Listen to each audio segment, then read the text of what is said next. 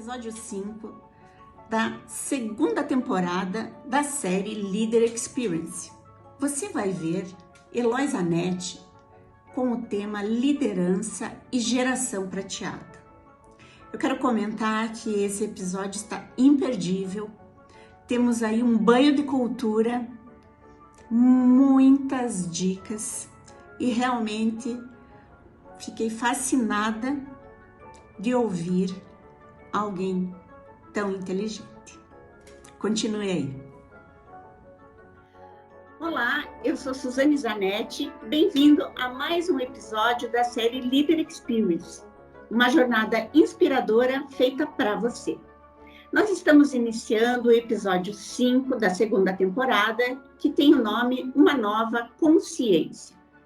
E hoje a gente tem o tema Liderança e Geração Prateada, com Eloy Zanetti. Daqui a pouco eu já te apresento, Eloy. Eu quero fazer aqui uma abertura comentando com vocês que os estudiosos já afirmam que já nasceu, que já está entre nós a pessoa que vai viver 200 anos. Isso está na pesquisa do Tsunami 60. E eles comentam também que a velhice, ela será a maior parte da vida de uma pessoa. Então, eu penso que isso é um grande convite para que a gente possa transformar a nossa visão sobre os velhos. E que agora a gente está falando de maduros, né? E que então nos convida a pensar sobre a geração prateada. E foi por conhecer o Eloy já há algum tempo, que eu e Elaine Zanetti, que é a curadora do projeto, entendemos que ele seria um inspire muito importante, né, para contar das suas vivências, do que ele já fez enquanto líder, e, enfim, ele realmente é um excelente representante da geração prateada.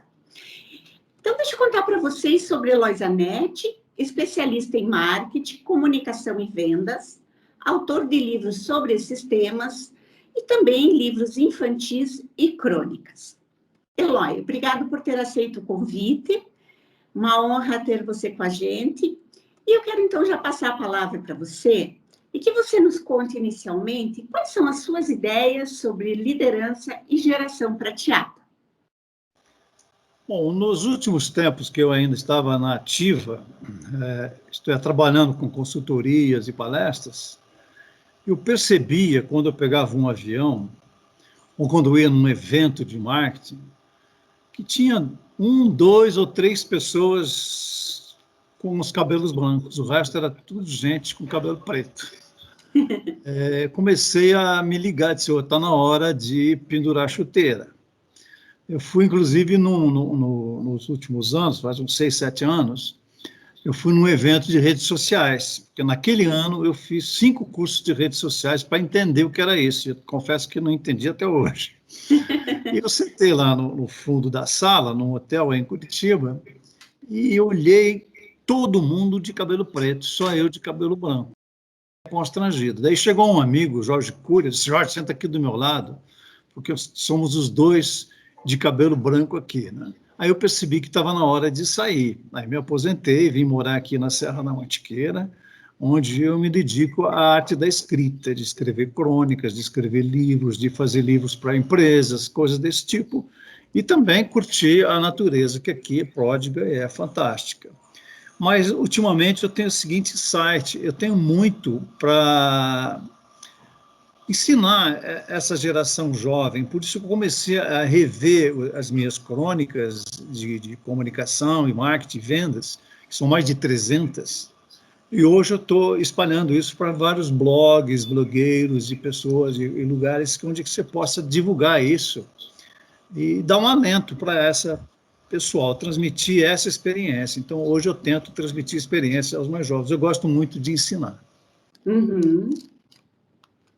Eu penso que é interessante essa nova perspectiva que todos nós podemos ter, né, Eloy, em relação ao quanto a gente ainda pode produzir, mesmo dentro desse nome, né, que não se usa mais tanto, a famosa aposentadoria, né? Porque, na verdade, o que se diz também, e isso eu acho que é muito interessante, é que os maduros estão criando a economia prateada, né? Porque, na verdade, as pessoas até se aposentam formalmente, mas elas continuam produzindo muita coisa, né, ao longo da sua vida. E, por isso, a economia prateada, ela tem sido um novo ciclo que se inicia e que também gera renda para o nosso país, né? E acho que essa troca entre as gerações que você está dizendo é algo muito importante para todos nós, né? Durante muito tempo, o Brasil sempre tratou mal a questão dos idosos. Os idosos era, deixa morrer e pronto. Mas eu creio que a gente tem muita experiência. Eu tenho 50 anos de marketing, então conheço quase tudo, né? Então eu vejo os jovens fazendo, às vezes, umas besteiras que eu digo, putz, eu não fazia jamais isso, né? Então a gente tem que estar alertando, ensinando, colaborando com a economia, porque é uma pena um sujeito eu tenho 73, né? Uma pessoa com 70 anos fica fora do mercado. Você pode produzir, você pode continuar produzindo. Com certeza. Eu fico feliz de conhecer um pouco a sua história e ficar sabendo que você continua ativo e, enfim, onde, inclusive, nós podemos te encontrar, né? Depois você conta, para que depois quem assistir aqui o nosso episódio, né, possa se conectar com você. Eloy, vamos pensar, então, agora naquelas perguntas de liderança, que eu acho que são tão importantes para que você possa ser inspiração para pessoas que estão iniciando nesse caminho da liderança. Você tem aí um momento memorável, uma experiência inesquecível como líder? Olha, tenho sim, eu tenho vários, mas eu vou contar um bem específico, que até tem a ver com a pergunta anterior sobre jovens. Eu trabalhava no Boticário, no setor de marketing, e tinha uma Kombi que transportava os produtos da fábrica para as lojas de Curitiba, e tinha um rapaz, um assistente do motorista, que era muito inteligente. Volta e meia ele parava lá onde a gente trabalhava, conversava com ele, disse, esse garoto não pode ficar como assistente de Kombi, esse garoto é muito inteligente para ficar só aí. Eu pedi para a minha gerente, a Heloísa, disse, olha, Heloísa, veja quem é esse rapaz aí, o João Luiz. Ela foi ver, fez a pesquisa e foi ver e disse assim, olha, ele é filho de uma faxineira, de uma das lojas, não tem pai, mora na favela do Água Verde e tal. Aí eu chamei ele um dia e disse, João Luiz, você não quer trabalhar aqui com a gente, na área de comunicação? O olho dele brilhou, assim ficou, mas é claro que eu quero, é isso que eu quero. Tá, então, trouxe ele para lá, ele ficou trabalhando com a gente, muito interessado, gostava de conversar comigo, final do dia, às vezes, como a fábrica é longe da cidade, ele ficava esperando até que eu fechasse o expediente para ir de carona comigo, para conversar comigo sobre as coisas da vida, né, da coisa. Aí chegou um tempo e ele me perguntou, senhor Eloy, eu queria ser fotógrafo. Eu perguntei, você quer ser fotógrafo do quê? Eu quero ser fotógrafo de casamento. Eu disse, olha, João, você como fotógrafo de casamento vai ganhar um dinheirinho rápido, né? Mas daqui a um tempo você não vai poder nem ver uma noiva na tua frente, você vai ficar enjoado desse trabalho. Você pode ser fotógrafo de propaganda. Mas o que é fotógrafo de propaganda? Você vai fotografar produtos ou pessoas para fazer os anúncios. Eu vou pensar, aí passou um tempo, ele disse, eu queria ser fotógrafo de propaganda. Eu disse, tá bom, que livros você lê? Eu sempre, como líder, eu exigi que todo mundo trabalhasse comigo, lia. A primeira pergunta que eu fazia, quando o RH me mandava alguém, disse, o que você está lendo? Eu fazia, se o cara não estivesse lendo nada, estava fora. Aí eu leio isso, aquilo. Eu disse, bom, aqui na agência tem muitos livros, pode pegar o que você quiser, livros de revista, devolve e tal. Já vi que ele podia ter uma mentorização. Aí, com o tempo, eu fui ensinando as questões de fotografia para ele. Apresentei para o Vieira, o Orlando Azevedo, para vários fotógrafos de Curitiba, e instruí ele a fazer curso, ele começou a fazer curso de fotografia, e aos poucos também ajudei ele a comprar equipamento. Então, passou um tempo, ele conseguiu, pela igreja dele, ir para os Estados Unidos. E nessa ida em Chicago, ele saiu do grupo religioso dele e foi no estúdio de fotografia e se apresentou, que gostaria de trabalhar lá. Disse, venha trabalhar com a gente, então. Ele voltou para o Brasil, fechou as coisas dele, arrumou uma mala, foi para os Estados Unidos trabalhar como fotógrafo, assistente fotógrafo. Passou um tempo, 1 ano, 2, ele me liga de Recife, estou aqui com um grupo de documentaristas da Holanda, fazendo um trabalho aqui, gostaria de te visitar. Venha, né? Aí ele veio e ele trouxe todos os bilhetinhos de incentivo que eu dei para ele, mandava ele ver. Você olha aqui, tem um fotógrafo do Canadá, do Alasca, que esteve com a gente uma vez pela Fundação Boticário. Até mandei um bilhete, estava até um bilhete sem gasto já, né? Talvez um dia você esteja fazendo um documentário no Alasca, né? Você olha aqui, o bilhete que você me deu, né? E olha o documentário que eu fiz no Alasca, tal, sobre isso, sobre aquilo. Aí dá licença, tomar uma água. Aí disse, um dia, o senhor me mandou assistir o filme Jesus de Montreal para ver a iluminação do filme, para ver a textura do filme.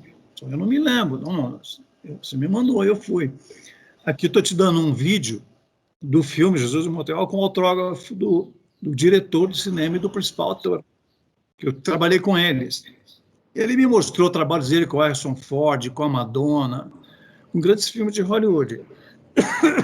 Então, esse garoto saiu da favela do Água Verde, em 7 anos ele estava trabalhando nos Estados Unidos e no Canadá como produtor de filme, como iluminador, fotógrafo.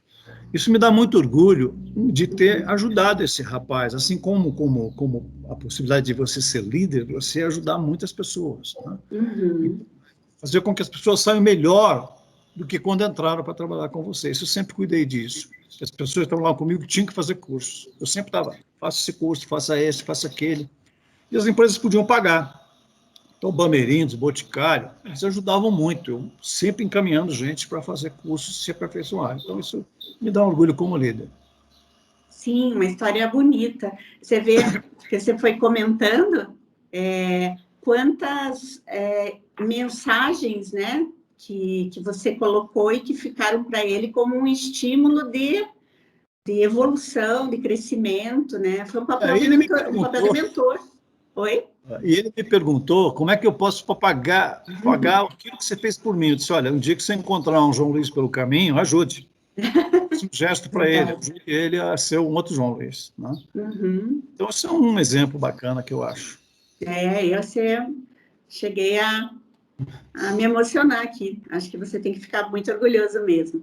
Eloy, me conta, eu acho que é uma coisa assim tão importante para quem ainda não é líder e muitas vezes está começando, né, nessa carreira ou nesse papel de liderança.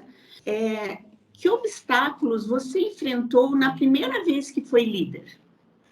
Olha, eu vou considerar isso como uma primeira vez que eu enfrentei um público grande para falar em público, que o líder tem que saber falar em público, né? A comunicação, a liderança é fatal. Eu fui convocado a apresentar no Bamerindos, de Niterói, uma campanha de publicidade a 3.000 pessoas. Era um pátio enorme, 3.000 pessoas. Eu disse, eu sou muito tímido, né? Como é que eu vou resolver isso? Eu peguei um material, peguei um voo, estava indo para Niterói, e com aquilo na cabeça, como é que eu vou resolver isso? E aí me bateu um negócio que eu não sei como é que apareceu isso. Eu não sou um cara assim religioso, eu estudo religiões, mas não sou um cara religioso. Me lembrei de uma palavra de Cristo, que foi um grande líder, né? Cristo manda os seus apóstolos vocês saem e espalhem a minha boa nova. E um disse, mas o senhor é um sujeito preparado, eu sou um pedreiro, o outro é carpinteiro, o outro é pescador, como é que nós vamos falar, né? Aí ele respondeu, vai e fale, porque na hora aprazada a tua boca falará por ti. Então, esse negócio da tua boca falará por ti, bateu no voo até, puxa, mas eu sei o assunto, eu vou falar sobre esse assunto, e fui me sair bem. Desde então, eu sempre só falo daquilo que eu sei fazer. Não adianta eu querer falar sobre um assunto que não é meu, que não vai dar certo. Então, isso me deu confiança de falar em público. O líder precisa falar em público. Eu já vi diretores, presidentes de empresa com medo de se expor para falar alguma coisa em público. A gente tem que lutar contra isso, né? tem que saber dominar a plateia. Eu fui fazer curso de ator cômico com Mauro Zanata, eu fui fazer curso de contador de história, para poder ter esse traquejo de dominar a plateia, de saber o que está falando. Uhum. Fica já aqui várias dicas, bacana. E que sementes você já plantou como líder? Que sementes? Sementes. Olha, principalmente isso que eu já falei, de você ter o poder de ajudar as pessoas, de ajudar as comunidades. Então, eu já criei, por exemplo, a Fundação Boticária de Proteção à Natureza, eu criei a Escola de Criatividade, eu criei a Escola de Contação de História, eu já agi em muitas comunidades, ajudei muitas comunidades, muitas campanhas comunitárias, ajudei muitas campanhas comunitárias, hospitais, asilos, etc. E transformar as pessoas que trabalharam comigo, estagiários e pessoas, em pessoas melhores, dando oportunidade de cursos, de conselhos, etc. Ora, eu fui, assim, no início da minha carreira, eu fui um chefe muito chato e um chefe muito brabo, né? Depois, com o tempo, eu fui amansando. A gente vai ficando mais velho, vai amansando, vai deixando mais para o lado algumas coisas, mas as pessoas, às vezes, tinham até medo de falar comigo, porque eu dava bronca mesmo. E o que falta hoje é você dar bronca também, sabe? As pessoas estão com esse politicamente correto, não sei o quê. Não, bate na mesa e dê bronca quando precisa, porque a pessoa vai se corrigir. Uhum. Eu acho que uma forma de você ajudar a pessoa a fazer correção de rota sempre é importante, né? Eu sempre gostei de conversar com pessoas, e já conversei com alguns amigos, assim, de outras carreiras, de orientar sobre a carreira, por meio de perguntas. É uma espécie de mentor, ou de coaching, que chama de coaching hoje, de mentor. Eu já fazia isso há muitos anos, né? Conversar com a pessoa, escuta, o que você vai fazer agora, né? Tem um ator famoso, um ator cômico famoso até, que uma vez eu sentei com ele e a gente organizou a carreira dele. São uns 2 anos, encontrei com ele de novo no aeroporto, disse, poxa, foi tão útil aquilo que você me falou, eu mudei tanto a minha carreira, e está na hora da gente fazer de novo, para me dar um outro reajuste de carreira. Então, isso eu gosto de fazer. Uhum. E para isso não tem idade, né? A Não. maturidade que nós vamos alcançando, acho que nos prepara, nos dá uma robustez até, né? Em relação a Porque isso. experiência, vivência, leitura, estudo, né? Você estuda a vida de grandes nomes, você está... Tem um líder que eu estudo muito, que é o Alexandre Magno, que foi um guerreiro famosíssimo, né? Tem 9 livros dele sobre o que ele fez, né? Então, ali você vai ver que você tem referências de como essas pessoas agiram, como as pessoas fizeram, os detalhes dessas pessoas, né? Uhum. Num programa que eu coordenei para o Bameirinhos, que era sobre a história do Paraná, Memória Viva do Paraná, a gente entrevistou muitas pessoas, eu e mais 6 jornalistas, que fizeram a história do Paraná. Eram pessoas de 70 a 100 anos. E eu percebi que todas essas pessoas tiveram, assim, 1, 2 ou 3 mudanças drásticas na vida, na carreira. Um cara disse, estava indo não sei aonde, de repente me encontrei com fulano de tal e mudou a carreira.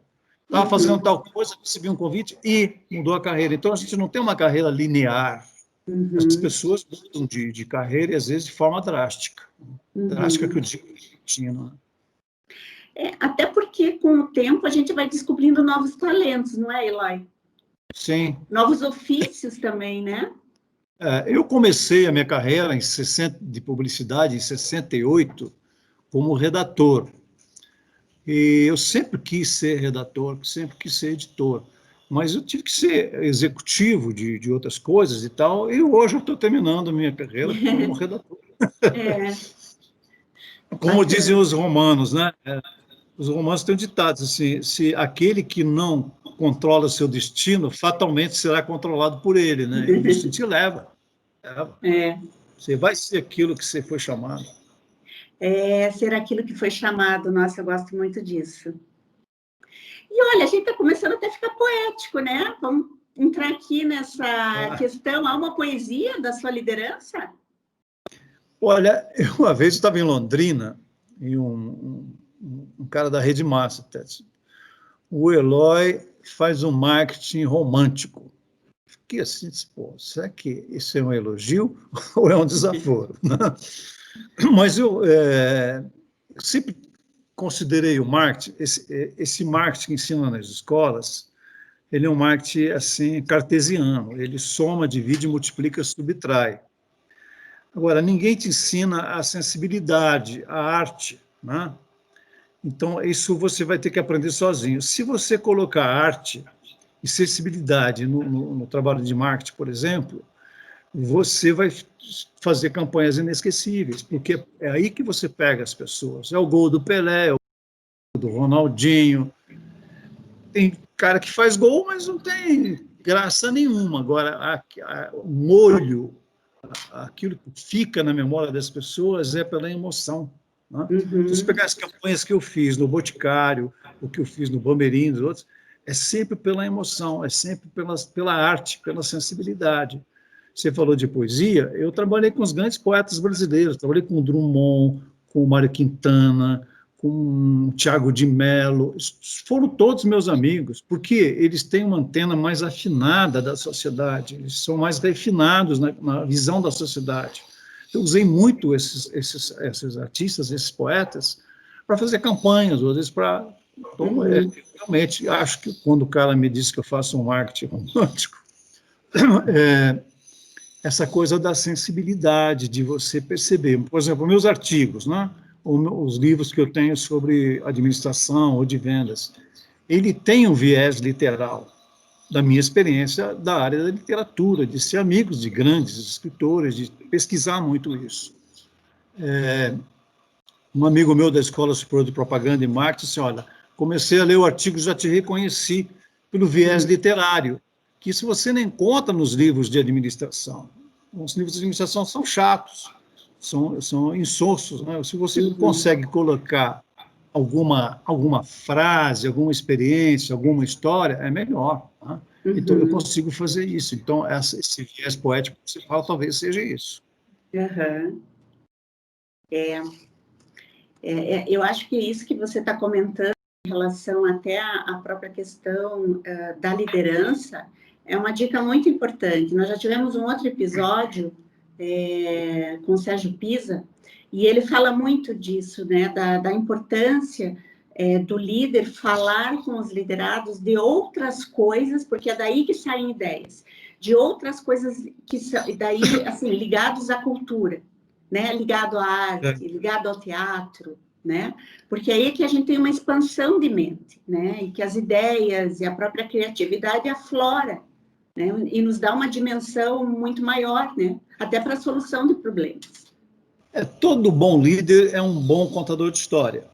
Então, às vezes, você vai começar uma reunião com os operários da tua fábrica, com os vendedores, com os teus gerentes. Se o líder, o chefe, ele começar a reunião com uma pequena história, ele tem que ter um estoque de história, né? Começar uma pequena história, ele já dá a metáfora daquilo que ele vai dizer. Às vezes as pessoas entendem o que ele quer dizer as palavras, o resto é complemento. Então, a gente tem que ter um pequeno estoque de história para dizer, olha, a tal dia, tal coisa, tal ano, aconteceu isso nessa empresa, bababá, babá. Ele começou amarrando bem uma história, eu não posso começar no seco. Então, o líder, ele é um grande contador de história. Todos são. Churchill, os grandes políticos, o Alexandre Magno, né? Eles eram grandes contadores de histórias. Você falou agora da metáfora e me veio também para te perguntar, existe para você algum arquétipo ou metáfora de liderança? Olha, eu tenho vários, né? Eu aconselho os jovens a fazer espelho. O que é fazer espelho? Você achar alguém que você admira muito. E você começa a observar essas pessoas, o comportamento deles. Pode ser uma personagem literária, pode ser uma personagem de filme, pode ser uma personagem real. E você começa a ver como a pessoa trabalha. E põe na tua cabeça o seguinte, é uma coisa individual. Eu vou ser melhor que ele. Com o tempo, você vai ver que você se tornou melhor que ele, porque você incorporou aquelas coisas boas daquela pessoa, uma espécie de antropofagia. Eu estou retirando do outro aquilo que eu acho bom e incorporando, jogando para dentro aquilo de bom que o cara tem. Aí você vai olhar para trás e dizer, puxa, aquele cara no meu espelho, que babaca que eu era. Por quê? Você passou, eu fiz isso com o Roberto Duailib há muitos anos, quando eu comecei como redator, eu queria escrever igual a ele. Então, naquela época, você não tinha as gravações que você faz hoje, não tinha nem gravador, você ficava olhando os textos que ele fazia na televisão, os textos de jornal, de anúncio de jornal. Um dia tive a oportunidade de sentar do lado dele em São Paulo. Ele disse assim, lembra um anúncio que você fez do Dia da Árvore, da professora do Dia da Árvore? Ele ficou assim, disse, nossa, me lembro. Então, eu sei, decora esse texto, porque eu copiei, você era meu espelho. Né? Então, eu tenho uma lista de espelhos, sabe, de pessoas que eu admiro muito, que eu vou assim, sempre observando e anotando o que a pessoa pode me ensinar. Uhum. E agora, num contraponto diferente de coisas que a gente está falando, que é quem nos inspira, ou enfim, né, um viés agora ligado a armadilhas, né, que seriam coisas que um líder também precisa estar atento, né, Eloy? Você tem armadilhas, coisas que você caiu e que você acha que você pode dar dica? Eu acho que a grande armadilha de todo mundo, seja líder ou não seja líder, é o ego. Esse ego é que pega as pessoas e que destrói as pessoas. Ele vai te levar para a vaidade, para a arrogância. Eu encontrei muitos líderes arrogantes, tem uma postura, principalmente o pessoal jovem está muito assim, sabe? Muito arrogante. Né? E pelo cargo. Agora, se tira o cara do cargo, ele não é nada. Né? Ele desaparece. Você vê, às vezes, o cara é líder de uma empresa, aí ele sai daquela empresa e ele desapareceu. O quê? O cara arrogante. Arrogante é o quê? Baixa estima. Né? O cara, se tem baixa estima, então ele não tá confortável no cargo. Ele está achando que o cargo é demais para a cabeça dele.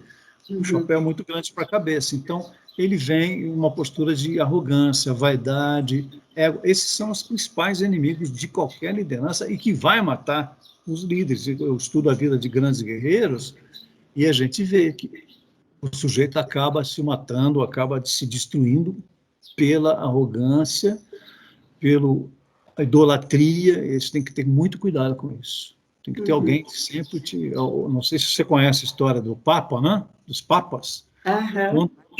Quando um papa é ungido, lá que tem aquela fumacinha que sai lá do chaminé, e que ele vai sentar no trono do papa, vem um padre e fala no ouvido dele, sic mundi gloria transit.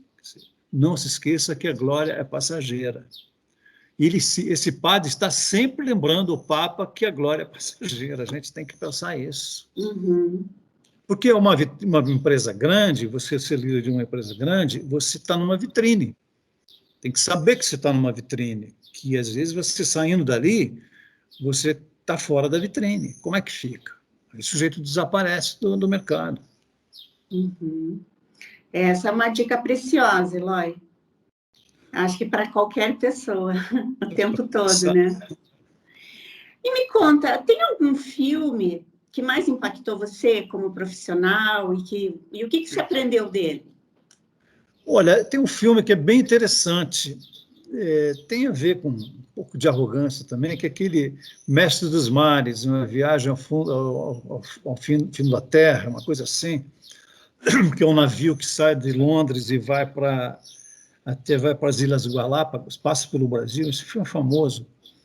E o capitão, ele vê um tenente da Marinha, ele passando no convés, e um marinheiro mexe com ele.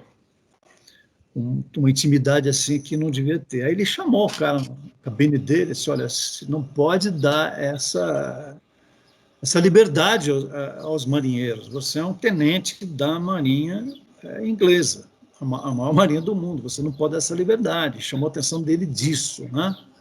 Esse excesso de liberdade com os subalternos. Você pode dar liberdade, mas tem que ser até um determinado nível. E nesse filme, até depois, o cara que morreu, esse tenente que ele se perdeu ali, né? Existem vários filmes, deixa eu ver, tem até uma lista, quando você me pediu isso. O filme do Churchill é muito interessante, tem vários filmes sobre ele, essa questão da liderança e da astúcia. a gente tem que ver a palavra astúcia não sobre uma coisa sacana, mas a questão de você saber resolver as coisas. Ulisses, na Guerra de Troia, era considerado o sujeito mais astuto, né? A deusa da astúcia, a deusa Metis, que o homem com astúcia, ele pensa rápido no pensar, rápido no fazer e focado nos resultados. Essa é o líder, né? Você vê os gols do Pelé, é isso. Eu fui estudar a vida do Pelé para ver isso. Do Messi também, assim, focado nos resultados. Então, são pessoas que sabem comandar e sabem criar circunstâncias favoráveis àquilo que ele precisa. Que são circunstâncias que nos prendem, né? Círculo, instância. O que está fazendo, o que está acontecendo ao seu redor nesse instante, nesse círculo? Mas o líder, ele tem que saber não só entender as circunstâncias para poder sair bem dessas dificuldades, como ele pode moldar as circunstâncias a seu favor, ele cria circunstâncias a seu favor. Os grandes guerreiros faziam assim, o Alexandre é um deles, que fazia isso. O Augusto, César Augusto, né, ele dominou Roma por 60 anos, era um cara super inteligente, né? Mas ele moldava as circunstâncias do jeito dele. Outro filme de guerra, chama-se Ike, né, do Eisenhower, ele, o dia D, o ataque em Dunkerque, ele teve que administrar a vaidade do Churchill, do De Gaulle, do Patton e do Montgomery. Nossa. Só cobra criada. Então, ali o filme ele é muito sereno, né? O líder tem que ser um cara sereno, né? E aquela serenidade dele, ele foi arrumando as coisas para ganhar a guerra, mas teve que lutar com a vaidade desses aí. Olha, já temos as dicas. Eu gosto muito de trabalhar com filmes e já posso incluir novos aqui na minha lista também. Pode fazer. Eloy, olha, a gente está chegando no final aqui da nossa entrevista e eu vou fazer uma última pergunta, que pode também ser a tua mensagem final, que é como ser um líder que o mundo precisa, né? E qual a tua experiência sobre isso? Eu acho que a gente está precisando de estadistas, sabe? Hoje passamos por um período de muito líderes populares. Esses líderes populares estão pensando neles, na carreira deles, na corrupção. Estão pensando nisso. Agora nós precisamos de estadistas. Existe presidente e existe estadista, né? Então, gente que pensa a geopolítica, pensa o mundo, a região dele, o país dele, né? Ele vai defender isso. Então, nós precisamos de mais estadistas e menos populistas. Agora, é muito difícil, quando você estuda a política do Império Romano, por exemplo, você vai ver que a mesma sacanagem dos senadores acontecia naquela época. Então, o líder tem que saber lidar com isso, né? Com o bem comum. Existem líderes, até os líderes que são líderes de nascimento, né, que se chama gravitas, né, o cara que nasceu para ser líder, e o líder que é nomeado, que fica complicado. Na Copa do Mundo de 58, o capitão do time brasileiro era o Bellini, mas quem era o líder de gravitas, que era um líder natural, era o Didi, e todos os jogadores consideram. Didi era o cara que coordenava o time em campo, conversava com os jogadores, estimulava, jogava de cabeça erguida. Ele que conduziu o Brasil à Copa de 58 e ganhou a primeira Copa do Mundo, porque o Didi tinha isso, né? Agora, questão de liderança natural, o Aristóteles dizia que tem pessoas que nasceram para mandar e tem pessoas que nasceram para ser mandadas. Se você nasceu para mandar, mande, assuma a liderança, porque está fazendo um favor para aqueles que nasceram para ser mandados. Eu já até escrevi um artigo sobre isso. Faz um favor para o cara. Um grande médico, amigo meu, no programa da CBN uma vez, disse, eu quero que me mandem, faça isso, faça aquilo. Você, cara, mas eu preciso que me mandem, né? Eu tive um rapaz que era um super desenhista, um super arte finalista no Bamerindos, e ofereci a ele um cargo de chefia de estúdio. Ele não quis, eu não sei mandar. Eu não quero continuar onde eu estou. Quer dizer, foi franco, foi sincero. E é isso mesmo. Agora, se você tem essa capacidade de liderar, assuma, não tenha medo de assumir, tem que assumir. Às vezes, em reuniões de empresas que eu ia, são, às vezes, uma sala cheia de gente, e ninguém assumia a reunião, e a reunião se perdia. Você tinha que resolver tal coisa, não resolvia, eu assumia mesmo. A empresa não é minha, não conheço os caras, mas alguém tem que segurar a rédea e conduzir aonde a gente quer, senão você fica perdendo tempo. Então, se você nasceu para ser líder, seja. Né? Se você nasceu para mandar, mande. Não digo mandar assim, não, mas mande. Você oriente as pessoas. Entendi. Eu acho que é isso. A mensagem seria essa. Que bom. Eu penso que a gente tem falado muito aqui no nosso projeto que a liderança é uma missão profunda, né? E que então a gente possa, se assumir esse papel, dar o nosso melhor. Eloy, muito obrigado pela tua presença, pelas tuas palavras. Eu diria para você que, assim, de forma muito sincera, que me senti muito nutrida com a sua cultura, com as suas informações e com, assim, a beleza da forma como você traz aquilo que você pensa e acredita. Então, obrigada a você que está aqui vendo o nosso episódio. Se você gostou, curta ele. Se você apreciou, compartilhe. E assista aos outros episódios toda terça-feira, 18h30, no YouTube, no canal da Zanetti Coach. Até. Obrigado. Um abraço. Tchau, Eloy.